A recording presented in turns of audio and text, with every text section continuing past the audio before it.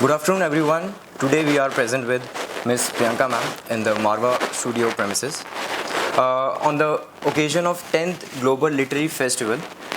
So, hello ma'am, welcome to Marva Studios. How are you feeling? I'm feeling great. I'm very happy to see all the students doing such a fabulous job. It is amazing. Ma'am, you have interacted with the students in the workshop. How's your experience been? I think they're very on their toes and eager to learn. The way I've been dragged everywhere for a bite and all, it means they're taking their job very seriously. They're taking their learning very seriously. And that makes me very happy. And congratulations to the entire institute for this. This kind of energy is not, you don't find it very often. It's nice, good. So, starting with a question, ma'am, what is literature for you? For me, literature is a lot of things. Literature is also history. It is journaling of all the incidents that have happened. It is fiction. It is poetry. It is everything and anything that has been written which could be used later by the following generations is literature. It could have mentions of scientific episodes. It could have mentions of historic episodes. Journaling of fashion changing, journaling of food changing, journaling of culture changing, which effectively changes the society. All of this is literature for me. Ma'am, one of your famous writings is Mahadevi, in which you have described about Parvati, which is a form of Shakti, and Shakti is nature.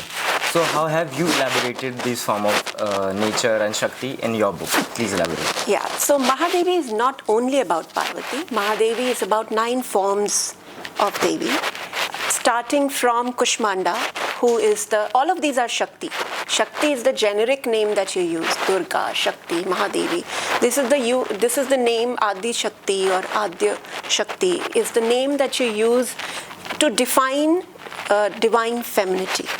But the 9 forms that I have captured in the book are about specific 9 qualities or 9 types of,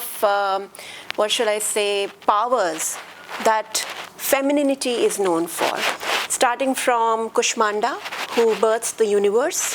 Kushmanda, Ku Ushma Anda. Ku is very little, Ushma is energy, Anda is the egg. So she is the energy that gave birth to this universe, which we nowadays know about. You've heard about Big Bang Theory.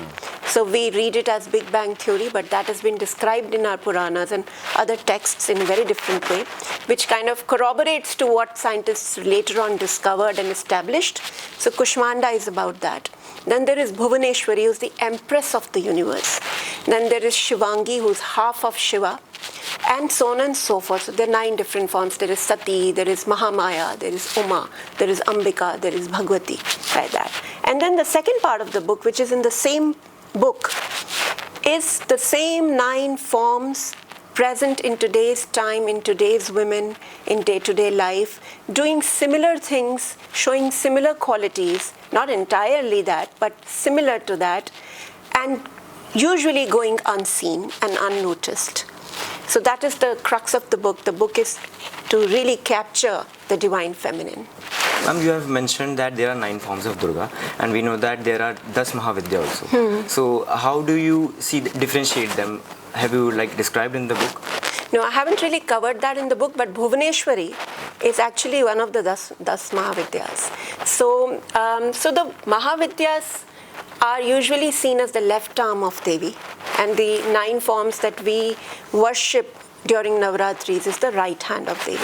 They are, to my mind, if you really deep dive into Shakti, into Mahadevi, you would just see as different forms for different requirements and different needs, but they're all the same at the end of the day. When you really get into it, you realize that it's just one Shakti taking different forms for different reasons. Ma'am, Mahadevi is a book which describes about mythology, cultural beliefs, but nowadays we are seeing that there is a competitiveness between non-fictional and fictional books, and people are more inclined towards the fictional books. So, what are your viewpoints on fictional books? What was the first part of your question? Ma'am, the description about your book was regarding the mythology and the beliefs, but people are more inclined towards the fictional parts nowadays, and there is been a competition towards fictional and non-fictional.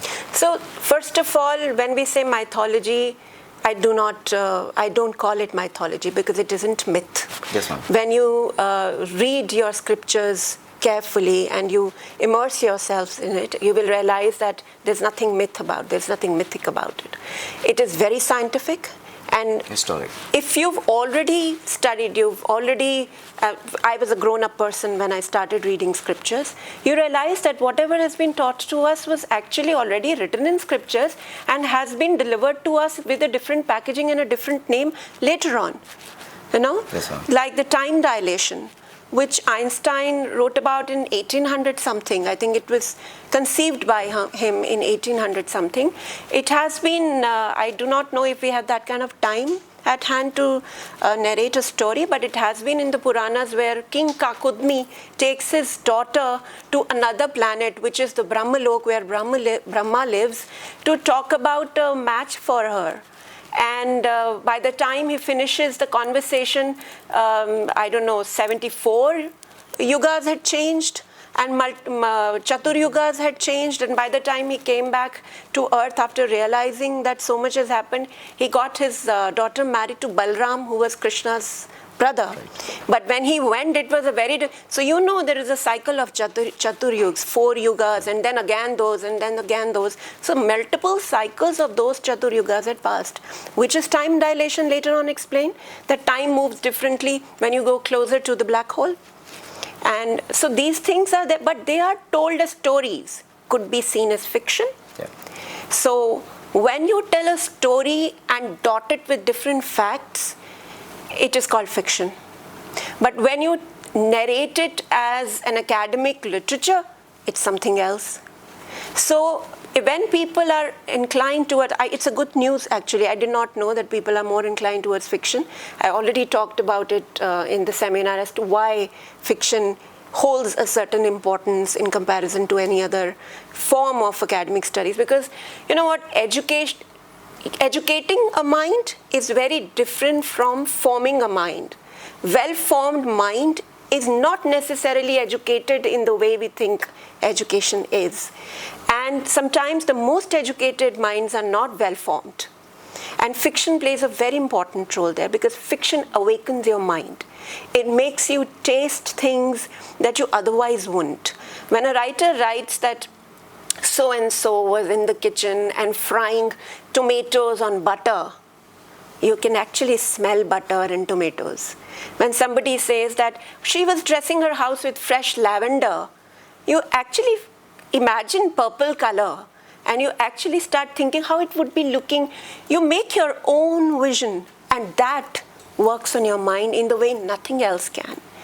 I think it was said in the seminar also, I think someone said it in the seminar, that when you are going for the academic reading and reading for education, it's the same thing told over and over and over again, nothing new. But when you read fiction, it's a fresh thing every time or a fresh perspective every time. And I think that is very enriching for a human mind. Right, ma'am. Ma'am, we know that change is a part of life, right? So what are the changes you have seen in literature from your era to this current time? My era? Okay, I'm already old by this sentence. No. I think what has changed is that I can tell you that not only the literature, I don't know if to call that literature or not, but the way people address each other, the way people talk, the social media language is way different. I so many times do not even understand what they mean to say because everything is shortened.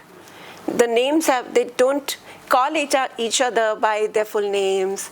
They don't write full words. Love has become L-U-V and not L-O-V-E for some reason. I don't know why, reducing one letter, what changed, I don't know. So that has changed, but I do believe that the generation now is far more sharper and far more exposed to very many things in the world which we were not. We had to travel to learn. You can travel, but at the same time you can travel through internet. Right. So a lot of children know a lot of things that we did not know. So I think that has changed because of that. Because of that fact, the writing skill has changed, the speaking skill has changed, and hence the literature is changing. Poetry has become different. There is new age poetry now. You do not follow the same patterns that we did. It has broken all ceilings now, which is good, but we'll realize how it progresses in future. So ma'am, concluding with a question, and like advice you would like to give to the youth who wants to carve out a profession out in the literature? Keep reading. I think that's my only advice. Reading is very important.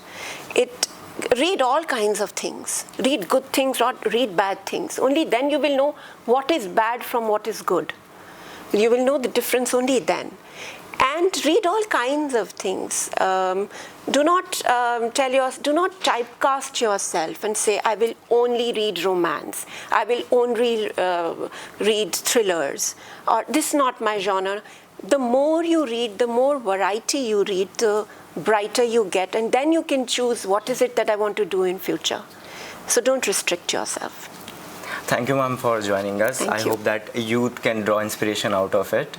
And I am Yash Negi along with Miss Priyanka ma'am, and it's AAFT 24x7.